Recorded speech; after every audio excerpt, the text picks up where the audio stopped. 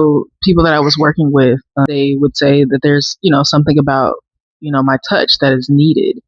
Hey, my name is Coach Cam, and I am going to take a little bit of time to talk to you about why I decided to pursue stretch therapy as a business. So, long story short, I graduated from UC Berkeley, went to school, did all the prereqs and so on and so forth. However, my grades weren't all that up to par, so I had according to life and loans, took another segue and decided to pursue digital art school. I had graduated shortly after he had passed, and decided to go to digital art school as a hiatus. Fast forward a little bit time, then I was really into like lifting and everything like that. So I would constantly, go off and on with personal training and lifting weights and stuff like that. Um, However, I pursued corporate, trying to get, higher career opportunities and so on and so forth. And I was not, I felt like I was not um, confident enough at the time to call myself a coach, right? So I did not pursue that route until 2018, and so I decided to leave corporate and pursue personal training and coaching full time. So I had this, miraculous plan that I was going to be coaching and all that full time, locking in, and then I would go to massage school, and I would say, I now that I'm in a position to be able to afford to pay for massage classes and stuff like that. Once I'm done with massage, I can go into PT, and done with massage, I can start paying for my classes for physical therapy. So I had this whole plan. So I was like, okay, massage is going to take care of the physical therapy, debt and all that stuff. And once I'm done with school, I'll be a physical therapist and a massage therapist. Boom, I'm done. I'm good. I'll be in a position to be able to afford to get my house and all that stuff, right? No. So I had that entire plan. However, that same year, later that year, my mom was diagnosed with stage 4 leukemia. She was up for a visit. Something told me to check on her, and I needed to put eyes on her before we were taking this major trip to Nigeria. And she got diagnosed with stage 4 leukemia. So I had to scale back on a lot of the different things that I was doing. Had to scale back on, marketing myself as a coach. Had to scale back on working with the clients and letting go and declining clients and everything like that. And so everything just started to kind of go downhill. And then on top of that, the following year, I got a serious work injury where a football sled basically slammed on my foot, and I got microfractures in 3 toes and permanent nerve damage in my foot. So my whole left side is, just all messed up ever since then. So, um, uh,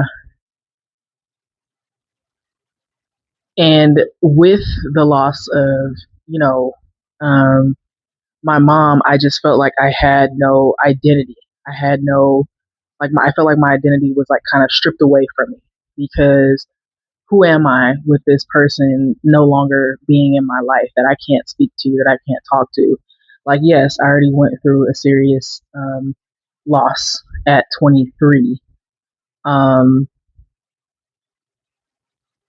However, it's nothing like losing a parent, especially your mom when you're close to them. So that really changed everything. I just felt like I just I didn't feel anything. To be honest, I just felt like nothing was there, um, and there was not really much um, hope. And I was trying to figure out how to become this new person, or who is this person now that my number one fan, my number one supporter is no longer there. And that took a long time. It took a long time for me to figure out. I'm still figuring it out, to be honest, but um, totally different. I'm not the same person. So, with that being said, I pursued, um, I ended up, finishing the classes that I was taking at the time when my mom was sick, and but then um, when she passed, I was not able to pursue or continue doing anything really. And then COVID happened the following year. So uh, when I got kind of back reestablished, personally and financially, I was like, okay, I can. I'm gonna try to see if I can pick up some more massage classes. I miss massage. I miss being able to help people and serve people in that way.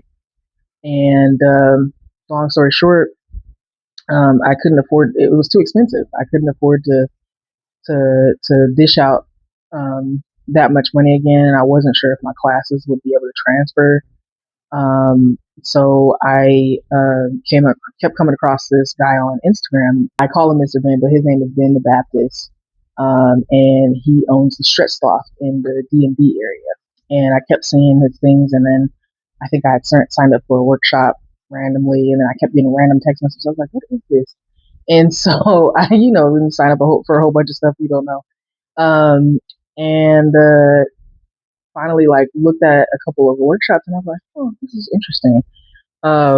Because when I was in strongman and everything like that, I made it a point to make sure that I stretched dynamically before every workout and statically after every workout to make sure, because I was putting my body to the test. I kid you not.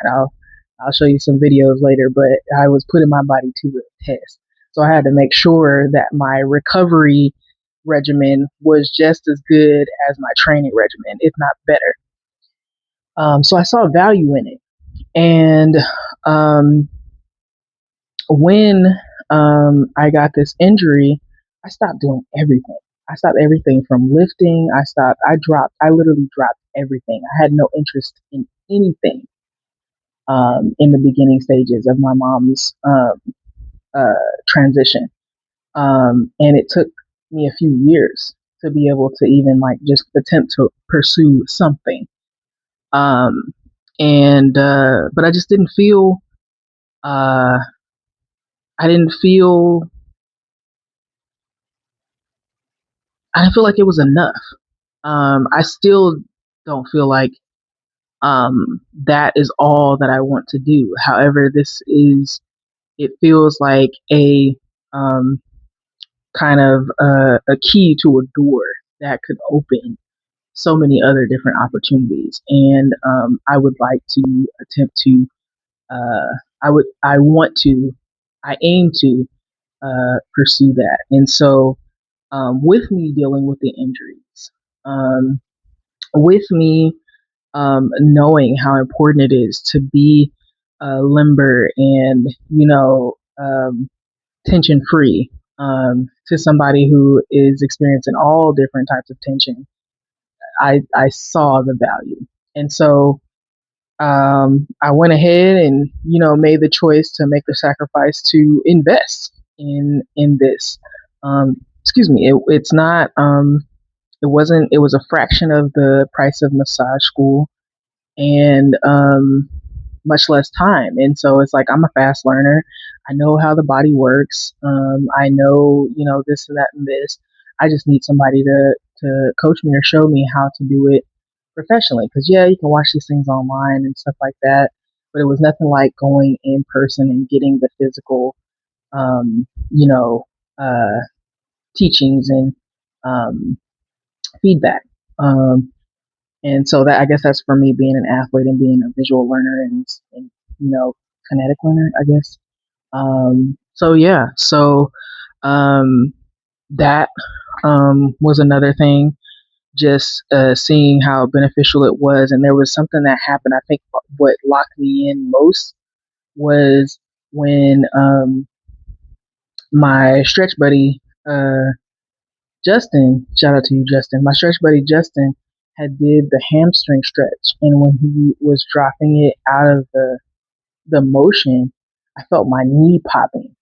And I never felt my knee pop in that way before. And I was just like, oh, okay, yeah, nah. This is not, it's not like the typical dynamic or static stretching. So when you start seeing videos of if stretch is not enough or, stuff like that, like, um, it's that type of stretch that you see that people are talking about is not the same. It's totally different compared to regular self. I'm going to stretch my hamstring and bend forward. Like it's not the same. So I will tell you that. And there are so many different types of movements. Like we've only learned so many in that training, and it was a 3 day training, and there's so many different motions, and so I'm really excited about it, and I'm looking forward to seeing what else I could do, and um, just seeing what comes of this. And I know I have a lot of eyes watching on different platforms and stuff like that. However, I just say all this to say that it's not the same as massage. It's not the same as stretching, following along on a stretch video. It's different. Um, and I hope that my hope is that I get to the point where I build a client base that believes in the work too, and also wants to benefit. You do have to be open to this type of work because it is vulnerable. It is vulnerable. I even think it's even a little bit more vulnerable than massage, honestly. Because I feel like with massage, you can kind of just shut off. Me, I shut off. I put my head down. I close my eyes or whatever, and I'm good. But with stretch, um, it's so many different like types of things that are being hit. Like you're hitting, physical. You're hitting the mental. You're hitting your nervous system. Your nerves have, you have to be in a position to where you are willing to receive because you're being placed in vulnerable positions, and that's for some of you who may have experienced trauma, or it doesn't have to be anything like sexual or anything like that. It could be a physical trauma. It could be a car accident. It could be shit, my foot being slammed on the ground, like, and being slammed and stuff like that, and or a back injury. And so you just don't know unless you are in a position and willing to receive. And even if you're not 100% willing to receive, what are the things that you can work through? What are the things that we can work on? Like, for example, I had a client who is not ready to lay on the table yet. They're not ready to lay on the table yet. Um, However, they do want me to do the different stretches and stuff like that. They're complaining about their back and their legs and stuff being tight, but they're not ready to lay on the table. And for whatever reason, that's, I have to respect that. And so I'm definitely learning a lot about how to um, adjust to these different people and their emotions. And so their emotions or their feelings, or not necessarily their feelings, but their reservations behind certain things. Um, and so, yeah, I do believe that I eventually will be able to get this person to get on to lay on the table and just let me work on them. But um, and I'm sure that that's not the only person that's going to have some sort of reservation or something that they have to work through in order for me to be able to do that. And again, I am not for everybody. I might not be for everybody. So I'm okay with that as well. And so anyway, I don't want to talk too long about this. However, there's just so many different things that you learn. It's a beautiful modality that people should not take lightly. Um, and my prayer, my hope is that one day once I, build a client base and stuff like that, I am in a position to be able to go back to PT school and still pursue that. PT and stretch, oh yeah, it's just a wrap, you know. So I'm claiming that. I'm speaking on that, and I believe in the work, whether I get one client or, 30 clients a month. I am really looking forward to healing whoever is meant to come in my path, and working with, not healing, but helping whoever's meant to come in my path reach their goal towards healing. And so that's, you know, I guess, not I guess, ultimately that is why I pursued it, is because I believe in healing. And for somebody who is, you know, trying to continuing to heal themselves, and finding like-minded people that are that believe in the importance of holistic wellness and healing. That's what I'm doing, and so yeah. So I hope this answered your question. I hope I said everything that I needed to say about why I'm pursuing this. And I just love the work, and I can't wait to combine the different skills that I've learned with massage and acupressure and so on and so forth. I really think my bread and butter is going to be my stretch and acupressure, and all that. And so, uh, yeah. All right, y'all. I gotta get to my day job, my second day job. But remember to take care of yourselves, and don't forget to give yourself grace.